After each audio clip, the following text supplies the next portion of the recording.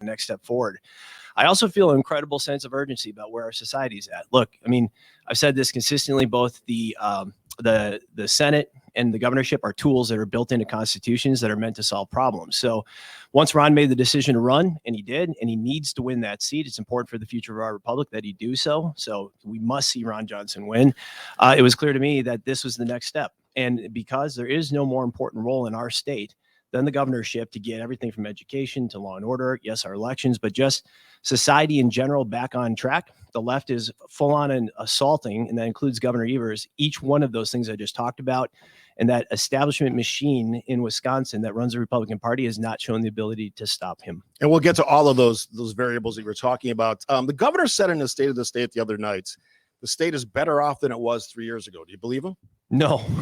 Tell me why you disagree. And it's such an important question that you asked. I mean, he's saying this here on Capitol Drive, and we are just eastbound of 43. I talked to people in the Milwaukee area and asked them if they feel like things are better off when we've seen a doubling of murder and violence in the city of Milwaukee. And that doesn't just affect residents of Milwaukee proper. It affects the entire state of Wisconsin because of DAs like John Chisholm, because of the lack of leadership coming from Tony Evers. We have seen the release of violent criminals in a way that we've never seen in modern society. And it is having a catastrophic effect across our entire state. We have children being taught to hate themselves and their country through the lens of critical race theory in our schools throughout the entire state. That is not just happening in Democratic strongholds in urban areas. It's happening everywhere because it's been pushed into curriculums. Again, we are seeing, and I know we're going to talk more about it, a lack of faith in our electoral system because our elections have been run so sloppily by so many people for so long. So look, if Governor Evers tells us and not to believe our lying eyes and not to look around and see what's happening, he's kidding himself. Obviously, things are not better off. We need to get society back on track. Let's talk about crime in Milwaukee. As a governor, what would you do? Is it bail reform? Is it more money for law enforcement? What is it? There's a couple of key steps. So in talking to law enforcement across the state, they'll say we have to institute mandatory minimums for both bail and sentencing, specifically for violent crimes. I want to make that clear, for violent crimes. This really should have been done a decade ago. We shouldn't be in this predicament. I've called on John Chisholm to resign in Milwaukee County, but the problem is bigger than just him. There's going to be another bad DA in Milwaukee County in the future. There's going to be problematic DAs across the entire state. We have good DAs too, but the bottom line is we need to put those minimums in place so that long after I'm your governor, and who knows who's DA in the future, people cannot let violent criminals out in defiance of law. So that's number one. Number two is a lot more complicated. It's working with municipal and county leaders across the entire state to rebuild law enforcement forces. And here's the issue, and you're probably familiar with this. Even when law enforcement has funding for positions, they can't fill them right now. They can't get people to actually show up and want to do the job. So there's a moral leadership component. Again, I'm a Marine combat commander. I've been through this process of getting people to believe in a job that can be challenging and dangerous.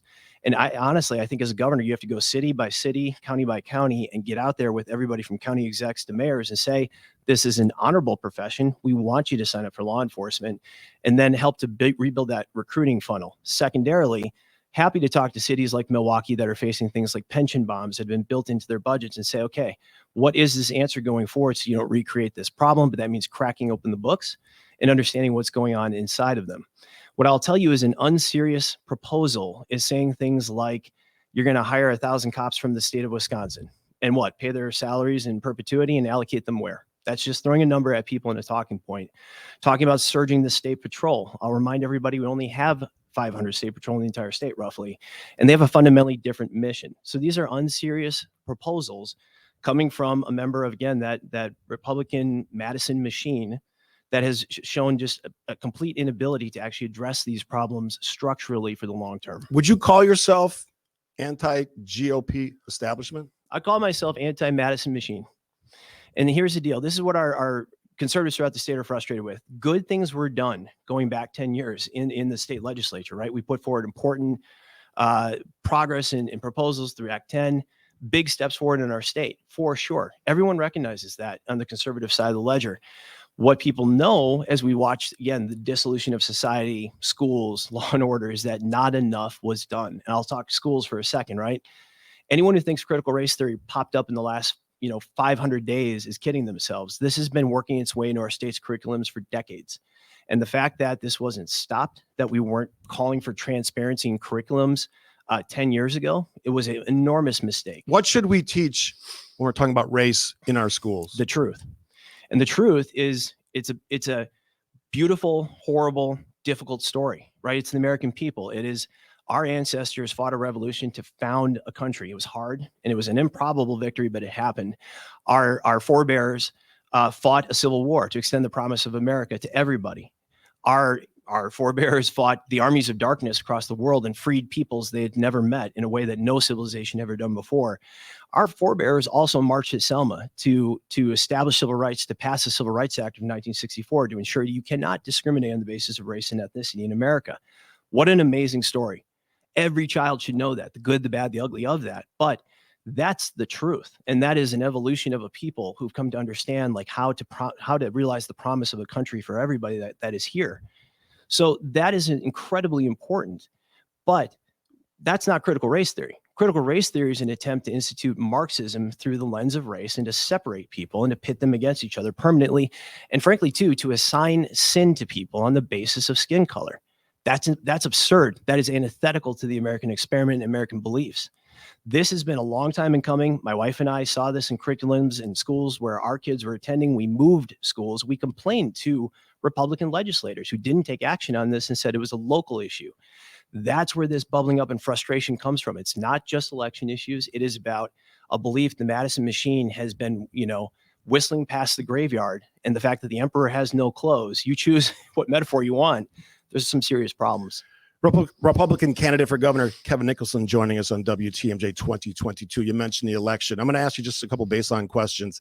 Do you think Donald Trump won this presidential election in 2020? I think the 2020 election was a mess. It was a steeping, smelling mess. And here's why. I want to get to that and explain that first. Look, ballot harvesting happened in the state of Wisconsin. And I've been very clear about that in my leadership at No Better Friend, the nonprofit I started, I used to volunteer my time to with my wife. That it absolutely happened. Ballot harvesting was occurring in the state of Wisconsin. It was enabled by the introduction of ballot drop boxes. Again, the Wisconsin Election Commission illegally went along with the acceptance of ballot drop boxes. Robin Voss, the Madison machine went along with it, actually passed put forward legislation basically enabling ballot drop boxes going forward permanently, all of which is illegal. And I'm going to paraphrase the state law right now, which basically says it's illegal in Wisconsin to either take or give a ballot to anyone other than a qualified election official. Ballot harvesting is illegal. My primary opponent has actually called to ballot harvest herself, which again is an illegal act, and I think was simply enabling the left to go out and do more of this going forward. So out of this heaping mess, the ballot harvesting and all the other stuff that happened, Joe Biden was declared the winner, and that's the way it is. Do you? And I only have a few minutes left with you, but I want to get all these questions in. Do you trust the Gableman investigation? Former Wisconsin Supreme Court Justice, I should say, to do a fair, nonpartisan election? Because a lot of people are saying, including Republicans, saying, I just don't trust this. I just want to see what comes out of it. I mean, I think it's good to investigate. And here's the thing, because I do think ballot harvesting took place, it is important to investigate to understand what was done wrong so we can make sure this never happens again. And Steve, between you and me, I mean, you don't want this either. None of us want this. We do not want to go election cycle to election cycle, always questioning the results and feeling like, we've got third-party actors out there scooping up ballots and dragging them through Dane County parks. So let's figure out what happened. Proof's in the pudding. We'll see what comes out of the investigation. We'll go from there. State has a surplus, significant billions of dollars, 3.8, I think, or 3.9 billion. What would you do with that surplus? Well, I'd remind everybody first that about $5.5 billion of that came from the federal government disbursements over the past couple of years. And that's not a recurring thing. It should not be a recurring thing. It's absurd. The federal government has taken many of the financial steps that it has. So that'd be a number one. What needs to happen long-term, and what I want your listeners to understand, is there needs to be a fundamental analysis and restructuring of state spend. State spend needs to be looked at from a zero budgeting basis, meaning that every department starts clean, justifies every dollar going forward.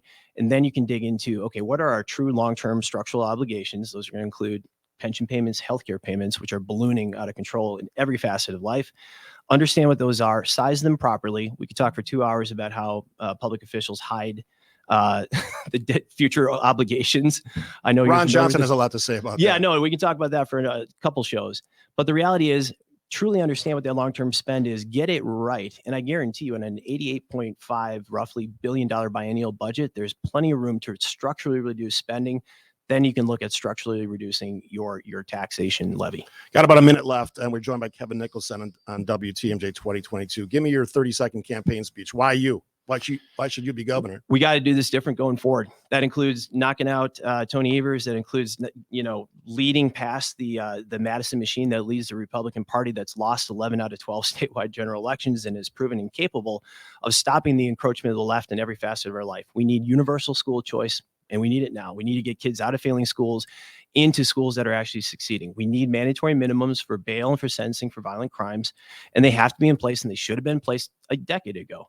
And yes, we need to get our elections right and stop ballot harvesting. And what I'd say to your listeners is this: if you believe that playing the same old broken record is going to fix these things and or win an election after 11 out of 12 losses, they're not, but I can. Let's make this the first of many conversations. I would love to be back, Steve, and thanks for having me. Absolutely. You're listening to WTMJ 2022. After the break, healthcare and the pandemic with 4 great guests.